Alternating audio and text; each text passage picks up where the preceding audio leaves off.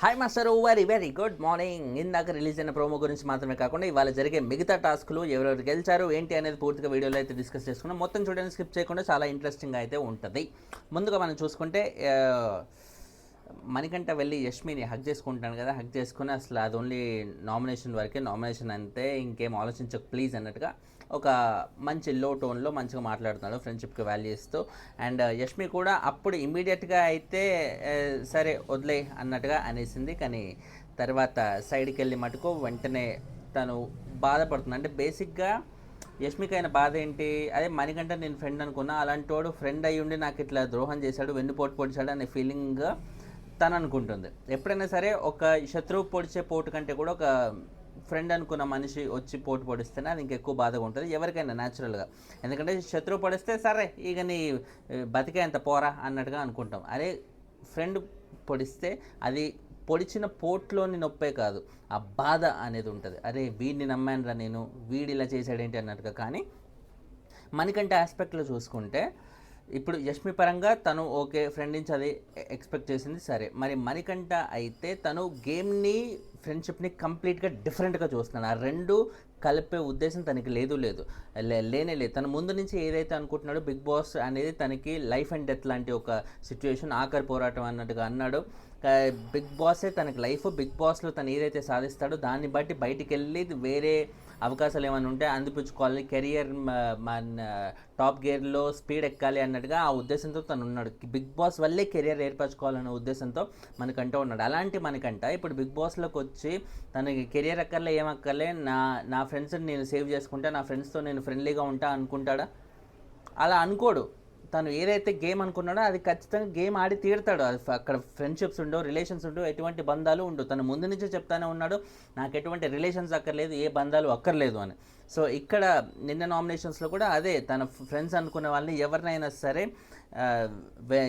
ఎదురు తిరగడానికి ఒక పాయింట్ ఉంటే స్ట్రాంగ్గా చెప్పడానికి అసలు ఆలోచించట్లేదు. సో ఆ పరంగా మణికంఠ నుంచి ఆ ఆస్పెక్ట్లో చూస్తే తను రైట్ అనిపిస్తాడు. యష్మి ఏమో అరే నా ఫ్రెండ్ అయ్యి ఉండి ఇలా చేశాడేంటి అని యష్మికి ఈ బాధ ఉంది. యష్మి యాంగిల్లో ఆలోచించే వాళ్ళు ఇలా ఆలోచిస్తారు. సో ఎవరి పర్స్పెక్టివ్ వాళ్ళదనమాట. సో ఎవరిని తప్పని చెప్పలేము, ఎవరిని రైట్ అని చెప్పలేము అలాగా. అండ్ ఇంకోటి ఇంకో తను అంటుంది కదా అసలు నేను ప్రతి నామినేషన్ చేస్తా, ఇప్పటి నుంచి నామినేషన్లో ప్రతిసారి వాడిని ఖచ్చితంగా చేస్తాను అన్నట్టుగా అయితే అంటుంది. నిన్న ఏదో ఆవేశంలో అన్నా అని అంటుంది, ఇవాళ మళ్ళీ అదే బాధ పెట్టుకొని మళ్ళీ అంటుంది అన్నమాట. అలా చేయడం వల్ల తనకే నష్టం యాక్చువల్లీ. ఎందుకంటే నేను ఆల్రెడీ మెయిన్ రివ్యూలోనే చెప్పుకున్నాం కదా, అదే పనిగా అట్లా నామినేట్ చేసుకుంటూ వెళ్తే ఆ మనిషి మీద సింపతి జనాలకి జనరేట్ అయ్యి ఆ మనిషికి ఓటింగ్ అనేది పెరుగుతుంది, ఆ మనిషి మీద ఎక్కువ కాన్సన్ట్రేషన్ అనేది పెరుగుతుంది.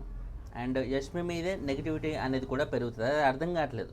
నేను నామినేట్ చేస్తాను, నా పగ తీర్చుకుంటా అన్నట్టుగా అనుకుంటుంది. కానీ ఆ పగ అనేది బయటికి వెళ్ళినప్పుడు మీ ఇద్దరు 1-on-1 కూర్చొని పగలు తీర్చుకొని ఏమైనా తీర్చుకోండి. ఆన్ కెమెరా ఉన్నప్పుడు ఇలాంటివన్నీ మాటలు చెప్తే జనాలు ఫస్ట్ కాన్సన్ట్రేట్ చేసేది ఎవరైతే పగ తీర్చుకున్నా అంటున్నారో వాళ్ళ మీద కాన్సన్ట్రేట్ చేసి బయటికి లాగుతారు. ఇది యష్మి ఫస్ట్ తెలుసుకోవాల్సిన ఒక మ్యాటర్. అండ్ తర్వాత రేషన్ గెలుచుకోవడానికి టాస్క్లు ఏదైతే పెడుతుందో అందులో భాగంగా ఫోటో పెట్టు టాస్క్ పేరు అంటే ఫోటో పెట్టు ఆగేటట్టు అంట. సో ఆ టాస్క్ పరంగా యాక్చువల్లీ ఈ టాస్క్లో అబే టీం విన్ అయినట్టుగా అయితే ఇన్ఫర్మేషన్ వస్తుంది. సో బేసిక్గా ఇప్పుడు ఎవరెవరు ఆడారు యాక్చువల్లీ అది ఇప్పుడు వాళ్ళిద్దరు పృథ్వీ అండ్ నబీల్ ఆడారు కదా. పృథ్వీ ఏమో ఫ్రమ్ నిఖిల్ టీమ్, నబీల్ ఏమో అబే టీం నుంచి. సో నబీల్ విన్ అయినట్టుగా తెలుస్తుంది. కానీ ఆ టాస్క్ చూసారా, ప్రోమోలో ఎంత రచ్చరచ్చ చేస్తున్నారు పృథ్వీ. తనకు ఇప్పుడు ఇద్దరు ఫోటో పెట్టాలి, ఎవరు ఫోటోలు వాళ్ళు పెట్టుకోవాలి, అప్పుడు పక్కన వాళ్ళది డెస్ట్రాయ్ చేయొద్దు అన్నట్టుగా రూల్ ఏం లేదు. బట్ డెస్ట్రాయ్ చేస్తుంటే చూసే ఆడియన్స్కి ఏమనిపిస్తుంది బాబాయ్? చూసే ఆడియన్స్కి మా పృథ్వీ ఈ టాస్క్ విన్ అయితే బాగుండు అని అనుకుంటారా? మా పృథ్వీ హౌస్లో ఎక్కువ కాలం ఉండాలనుకుంటారా? ఎక్కువ కాలం ఉండాలి అనుకున్నప్పుడు నీ గేమ్ను వాడాలి. ఒకవేళ డిస్ట్రక్టివ్ చేయొద్దు, అట్లా పాడు చేయొద్దు అని రూల్ లేదు. కాబట్టి ఆ పాడు చేసే విధానం కూడా ఆడియన్స్ యాక్సెప్ట్ చేసే విధంగా, అరే భలే లాజికల్గా భలే ఆలోచించారు అదిరిపోయింది అన్నట్టుగా అనే విధంగా, అంటే ఆ టైప్ విధానం ఎప్పుడు వస్తుంది? ఎప్పుడైనా నబీల్ నిజంగా అన్యాయంగా ఆడుతున్నాడు అనుకోండి, ఏదన్నా కావాలని ఇట్లా చీటింగ్ చేసి 2 పాయింట్స్ ఉంటే 4 పాయింట్స్ అని చెప్పడం, లేకపోతే ఆ కైండ్ ఆఫ్ చీటింగ్ ఏదో చేస్తున్నాడు అనుకోండి, అప్పుడు వెళ్ళి మనోడు పృథ్వీ వెళ్ళి నబీల్ది డిస్ట్రాయ్ చేస్తే అది ఆడియన్స్ యాక్సెప్ట్ చేస్తారు. అది న్యాయబద్ధంగా అరే అలాంటి వాడికి అలాగే జరగాలన్నట్టుగా అనుకుంటారు. అంతేగాని నబీల్ తన ఆట తను ఆడుకుంటుంటే ఈ మాస్టర్ మధ్యలో దూరి ఆయనది చెడిపేస్తుంటే ఎవరికైనా పృథ్వీ మీద కోపమే వస్తుంది, నబీల్ మీద సింపతి వచ్చి ఆ నబీల్కే వర్కౌట్ అవుతుంది పాజిటివిటీ అనేది. ఇది పృథ్వీ ముందు నుంచి ఇలాగే చేస్తున్నాడు. తన టాస్క్లు ఆడితే ఇలాంటివే చేస్తున్నాడు. తను ప్రతి టాస్క్లో పక్కనోడిని గెలకడం, పక్కనోడిని ఇట్లా డిస్టర్బ్ చేయడం, ఇలాంటివే తప్ప పక్కనోడిని ఆపి తద్వారా గెలవాలని చూస్తున్నాడు. కానీ తను ఆడి ప్రూవ్ చేసుకోవాలని అయితే గెలవట్లేదు. తను గెలవాలని తను ఆడట్లేదు, పక్కనోడు ఓడిపోవాలని ఆడుతున్నాడు. నిన్న సీత చేసిన నామినేషన్ ఇదే పృథ్వీని, కాబట్టి నాకు బాగా నచ్చింది యాక్చువల్లీ. సో ఎప్పుడైనా ఏదైనా టాస్క్ ఆడితే తను గెలవాలని ఆడు, కానీ పక్కనోడు ఓడిపోవాలని కాదు. అదేంటి మనం గెలవాలని ఆడటం అంటే పక్కనోడు ఓడిపోవడమే కదా. మరి రెండింటికి పెద్ద తేడా ఏముందంటే రెండింటికి తేడా ఖచ్చితంగా ఉంది. మనం గెలవాలని మాత్రమే నేను వెళ్ళాలి, ఇప్పుడు 2 మినిట్స్లో నేను ఇక్కడి నుంచి ఆ మూలకి వెళ్ళాలి అన్నట్టుగా అనుకోవడం కరెక్ట్. అంతేగాని ఈ 2 మినిట్స్ ప్రాసెస్లో నా పక్కనున్న నా పక్కనున్న ఇంకొక ప్లేయర్ని తోసిపడేసి నేనొక్కడనే లీజర్గా వెళ్ళొచ్చు అనుకోవడం అనేది అది అన్యాయం. సో పృథ్వీ ఈ రెండోది చేస్తున్నాడు కాబట్టి రెండోది చేస్తున్నాడు కాబట్టి ఇంత నెగిటివిటీ అనేది వస్తుంది. ఫస్ట్ అది చేయట్లేదు కాబట్టి తనకి ఇప్పటివరకు పాజిటివిటీ అనేది పెద్దగా రావట్లేదు. ఇంకా నాగార్జున గారు చెప్పారు నిన్న నామినేషన్స్లో అంతమంది ఆయన అగ్రెషన్ అంటూ అదే పాయింట్ మీద నామినేట్ చేశారు. అయినా కానీ ఆ పాయింట్ నేను చాలా గర్వంగా చెప్పుకుంటున్నాను. నేను అగ్రెషన్ మార్చుకున్నా, అది నా తీరు, అది నా యాటిట్యూడ్ అన్నట్టుగా చెప్తున్నాడు. అది ఏంటో పెద్ద భారతరత్న ఇచ్చినట్టుగా ఫీల్ అవుతున్నాడు. ఏంటో అర్థం కావట్లేదు ఈ కుర్రోడు. తర్వాత అక్కడ సీత సంచాలక్ అన్నప్పుడు సీత ఎవరు? నిఖిల్ టీము. సో నిఖిల్కి ఫేవరబుల్గా ఇస్తుందా అంటే ఫేవరబుల్గా ఇస్తుంది అని అనుకోలేము. ఎందుకంటే అక్కడ ఆల్రెడీ సీత ఏదైతే 250 గ్రామ్స్ 290 గ్రామ్స్ టాస్క్ ఏదైతే ఉందో అందులో తను సంచాలక్ కాకపోయినా కూడా అక్కడ ఏదైతే ఆ ఒప్పందం ఉందో 250 గ్రామ్స్కి దగ్గరలో ఉన్నది తీసుకుంటామంటే ఓకే అన్నట్టుగా యష్మి అన్నది. సో ఆ ఐడియా ఇచ్చిందే సీత. ఐడియా ఇచ్చినే ఆమెకే నాగార్జున గారి దగ్గర మటుకు నాకైతే తెలియదు సార్, నాకైతే గుర్తులేదు సార్ అన్నది. ఎవరైతే ఆ ప్లాన్ బయటికి చెప్పారో వాళ్ళకే ప్లాన్ గుర్తులేకపోవడం అనేది ఫూలిష్నెస్. సో సింపుల్గా అక్కడ సీత గేమ్ ఆడింది, కావాలని స్ట్రాటజీ ప్లే చేసింది, మణికంఠని ఓడగొట్టాలని, తనే గెలవాలని ఒక దొంగ తీరుగా అట్లా చేసింది అన్నట్టుగా అర్థమైపోయింది, అక్కడ దొరికిపోయింది. కాబట్టి ఇప్పుడు అలాంటి సిచ్యువేషన్ సీత నాకు తెలిసి మళ్ళీ తెచ్చుకోదు. కాబట్టి సంచాలకుగా తను ఫెయిర్గానే ఉంటుంది. మోరోవర్ ప్రేరణ లాస్ట్ వీక్ సంచాలక చాలా అట్టర్ ఫ్లాప్ అయిపోయింది కాబట్టి దానివల్ల విపరీతమైన నామినేషన్లు, వీకెండ్లో నాగార్జున గారు చేసిన ఇది అదంతా గుర్తుంచుకొని మళ్ళీ సంచాలకుగా తను రాంగ్ చేస్తుందని నేను అనుకోవట్లేదు. కాబట్టి తను ఫెయిర్గానే జడ్జ్మెంట్ ఇచ్చి ఉంటుంది అన్నట్టుగా కూడా మనం అనుకోవచ్చు. అండ్ ఆబ్వియస్లీ సీత మనకి నిఖిల్ టీమే కాబట్టి ఈ టాస్క్లో గెలిచింది ఎవరు? నిఖిల్ టీం మెంబర్ ఏం కాదుగా, అబే టీం వల్ల. సో తను కరెక్ట్గానే జడ్జ్మెంట్ ఇచ్చింది అన్నట్టుగా, కన్ఫ్యూజ్ అవ్వకుండా ఇచ్చింది అన్నట్టుగా మనం అర్థం చేసుకోవచ్చు అనమాట. అండ్ ఆబ్వియస్లీ వీళ్ళు చేసే రచ్చకి, వీళ్ళు చేసే పోరాటాలకి ఏదో విధంగా కన్ఫ్యూజ్ అయ్యే ఉంటుంది. ఎపిసోడ్ చూస్తే మనకి ఇంకా ఎక్కువ క్లారిటీ వచ్చే అవకాశం అయితే ఉంది. అండ్ తర్వాత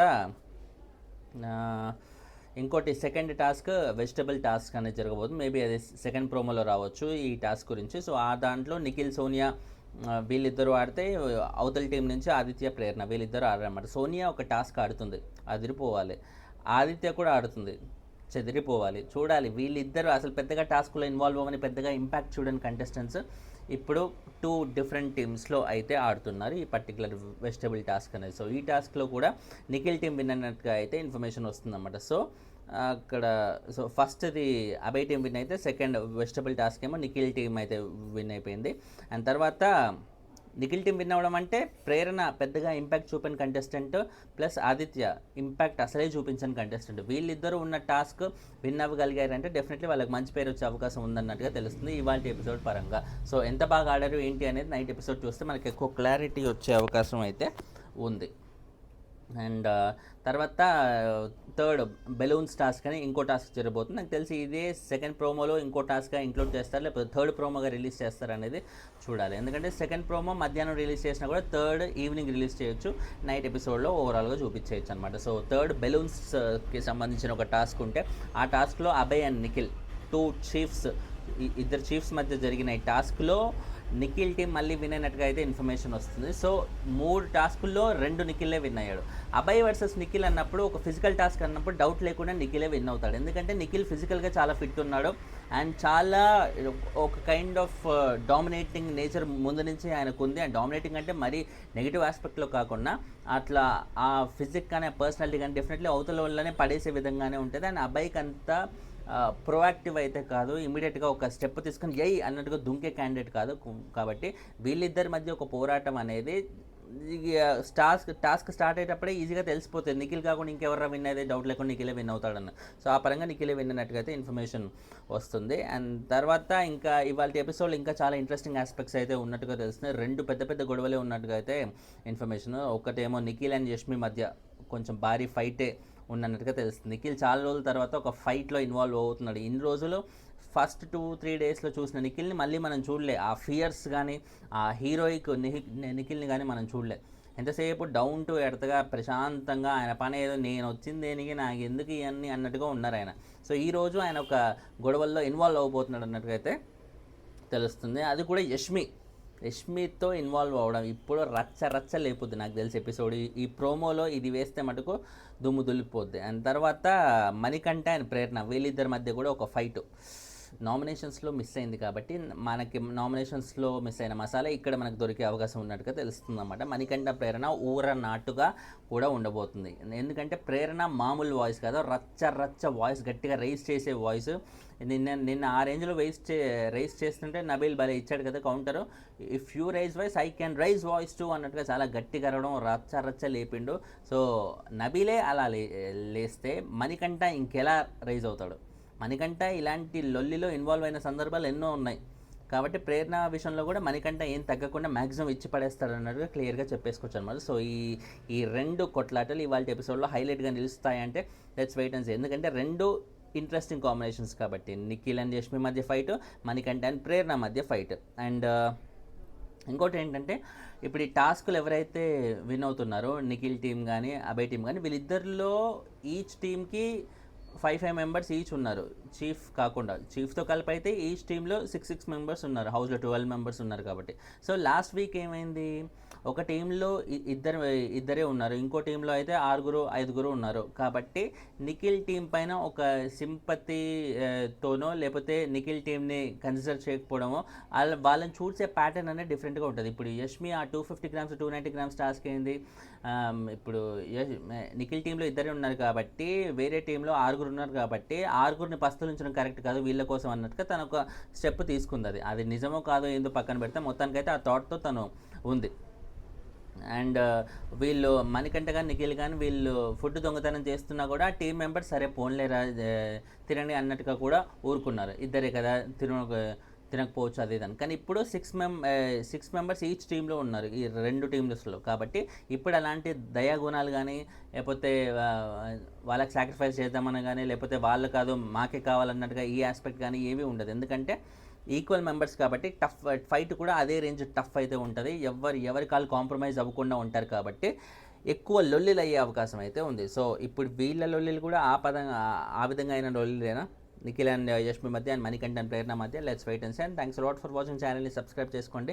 లైకులు కొడతామంటే వీడియోలు ఎక్కువ మంది కనిపిస్తాయి. నేను అది ఒక్కటే అడుగుతున్నాను, ఇంకేమీ అడగట్టే. లైకులు చాలా ఇంపార్టెంట్. బాయ్.